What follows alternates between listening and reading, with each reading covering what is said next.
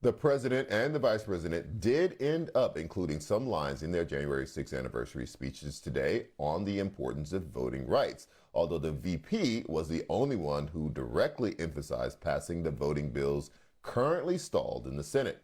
But as the window to protecting voting rights closes, states continue to make moves that are raising new concerns. NPR has just released a new analysis which finds that at least 15 Republicans who questioned the 2020 election results are now running to be the lead election officers in 13 states. That means that come 2024, these states could be led by Republican secretaries of state who believe the election was stolen from Trump. As that danger is brewing on the state level, Democrats continue to face obstacles on the federal level to get any of the voting bills passed as well. Schumer is now bashing efforts by McConnell and others to get the Electoral Count Act reformed in place of passing voting rights bills. Listen. Some say the answer lies in doing the bare minimum, like reforming the Electoral Count Act that my friend, the Republican leader, has floated in recent days. Let me take this opportunity to make clear that that plan, the McConnell plan, that's what it is unacceptably insufficient and even offensive. Joining me now to discuss is the co-founder of Indivisible, Ezra Levin. So Ezra, what is the strategy behind McConnell floating the bipartisan agreement to kind of alter this small act, which would do nothing to reverse what the states are doing to disenfranchise voters, would do nothing to reverse what the states are doing to racially, politically gerrymander districts? Yeah, well, keep in mind who this is, Charles. This is Mitch McConnell. This is Mitch McConnell. Mitch McConnell, who a year ago, the same week of January 6th, convened 100 conservative experts, anti-democracy experts, to strategize about how he was going to kill major democracy reform under this new Democratic trifecta, who convened those folks every single week to strategize about how he was going to kill democracy reform. And so what's happened recently to change Mitch McConnell's mind? Did he suddenly wake up this week and say, hey, you know what? I'm pro-democracy now? No, you know he didn't do that. We've been talking about him for months now. Of course he didn't do that. What he saw was something that frightened him, which is that Chuck Schumer said there is going to be a vote. There is going to be a vote to reform the filibuster and pass the Freedom to Vote Act and the John Lewis VRA on or before MLK Day.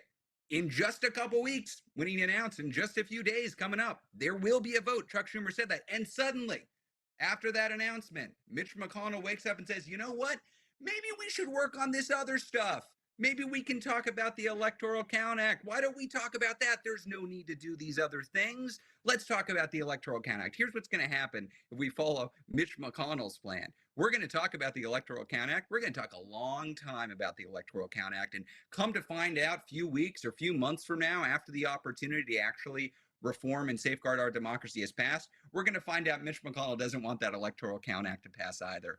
So the strategy here is the strategy of a minority leader looking to distract the Democrats from actually getting done what they need to get done. And I got to say, I was pleased to see Senate Majority Leader Chuck Schumer's response to that. One part of it may be distraction, but is another part of it to kind of open the relief valve on the pressure on Manchin? Meaning, is it possible that he's presenting this as a way of saying, this is something that we can do in a bipartisan way that does not require the filibuster to be altered, so that Manchin can say, we did do something around voting rights in a bipartisan way. We should be able to find other things that we can do, and therefore kind of stiffen his spine around not altering the filibuster at all. Charles, you hit the nail on the head. That is exactly right. So the audience for McConnell's new belief in democracy reform, if that's what you call it, the audience is extremely narrow. It's not for Chuck Schumer. It's not for 48 Democratic senators. It's for two senators.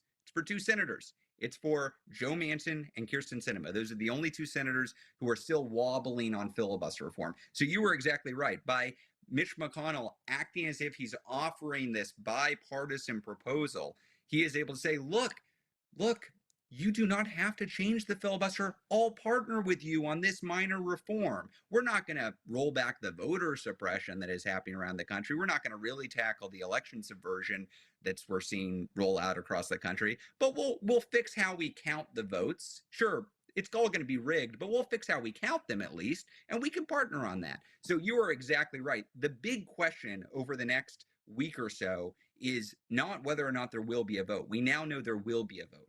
The question is, will we get 50 Democrats to vote to reform the filibuster and have a debate on democracy reform? And so Mitch McConnell, he's a smart guy. You got to give it to him. He's a smart guy. He knows what he's got to do. He's got to peel off those two Democratic votes. And the way he does that is exactly as you just said, Charles. He offers them an out. Now, again, I think the Democrats' response to this has been pretty darn positive. They are not saying we're not in favor of the Electoral Count Act. By all means, amend the Freedom to Vote Act and add the Electoral Count Act on. Let's start the debate and make it happen.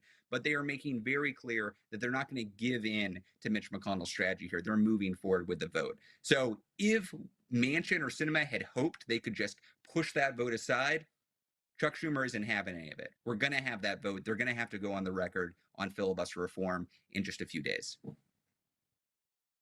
So Biden and Harris made some mention of, voting rights in their speeches today. They didn't specifically say anything about obstruction. They didn't say anything about Manchin not signing on the filibuster. Maybe it's not the time or place.